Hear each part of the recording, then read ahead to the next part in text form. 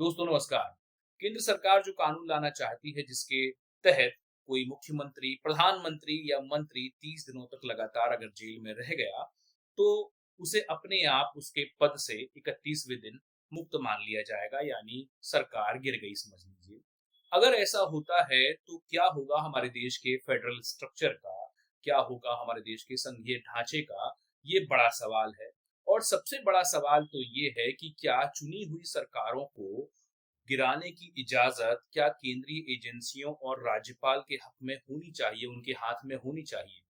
ये बड़ा सवाल है। इस पर बहुत सारे विपक्ष के नेताओं ने अपनी-अपनी बात कही है, लेकिन जो बात ओवैसी साहब ने कही है, वो आप सबको सुननी चाहिए। उनका ये वक्तव्य जो है, जो उन्होंने संसद के बाहर रिपोर्टर्स को दिया है, वो काफ़ी कुछ बताता है कि क्या हो रहा है इस समय में और अगर ये कानून आ जाता है, तो क्या होने वाला है? देखिए ये जो 3 बिल लाए आज इंट्रोड्यूस होंगे। हमारी पार्टी का मानना ये है कि ये theory of separation of powers का, ड्यू प्रोसेस का और जो जनता को ये इख्तियार है कि वो इलेक्टेड गवर्नमेंट्स को अकाउंटेबल बनाए, ये सब चीज़ें उसके खिलाफ जाता है। सेपरेशन ऑफ पावर्स आप देख लीजिए कि एग्जीक्यूटिव एजेंसीज को फ्री रन मिल जाएगा कि वो खुद जज, जूरी और एग्जीक्यूशनर हो जाएंगे।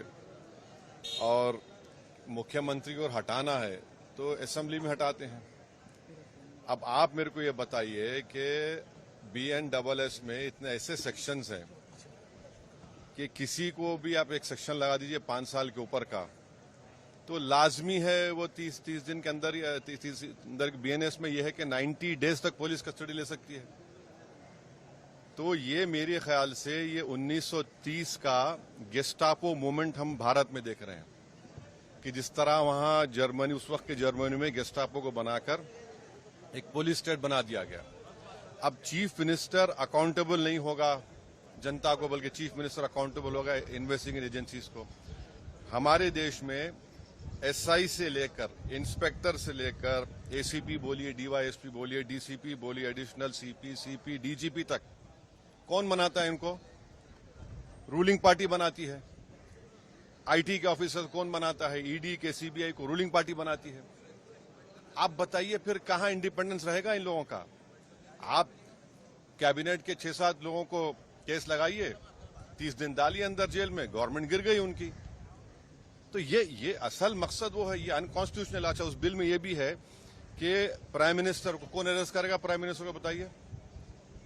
और प्राइम मिनिस्टर, ये उसमें उस बिल में कह रहे हैं, प्राइम मिनिस्टर के बिल में कह रहे हैं कि प्रेसिडेंट करेगा। अरे भाई, संविधान में हमने लिख दिया कि the president will act on the aid and advice of the council of ministers.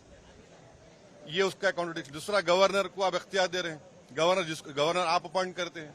तो ऑल इन ऑल ये हमारी डेमोक्रेसी के लिए, ड्यू प्रोसेस के लिए, बल्कि भारत को एक पुलिस स्टेट बनाने का काम बीजेपी सरकार करना चाहती है इन तीनों बिलों के जरिए, जिसकी हम पुरजोर इसकी मुखालिफत करेंगे। और ये अनकॉन्स्टिट्यूशनल है, ये बिल्कुल अनकॉन्स्टिट्यूशनल है। आप हर चीज आपके हाथ में, सेंट्रलाइज आप अपने हाथ में कर रहे हैं। माने आप पिक एंड चूज करेंगे। और बीजेपी ये भूल रही है कि कब तक सत्ता में रहेंगे आप, कभी ना कभी तो निकलेंगे ना। तो पावर इटर्नल तो थोड़ी है कि ये आपके खिलाफ भी इस्तेमाल होगा। तो इस तरह का एक कोशिश की जा रही है, हम इसकी मुखालिफत करते हैं।